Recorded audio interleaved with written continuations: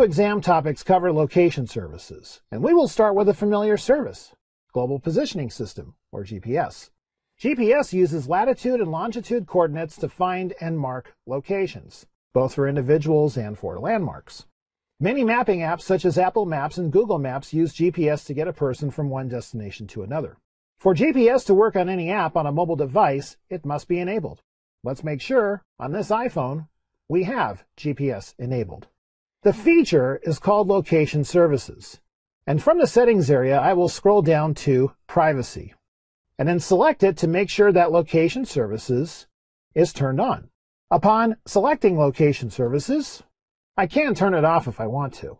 Location Alerts, which I will select here, allows for showing a map in location alerts, such as for situations in which one arrives at a destination or one wants an estimate of how long it will take to get home.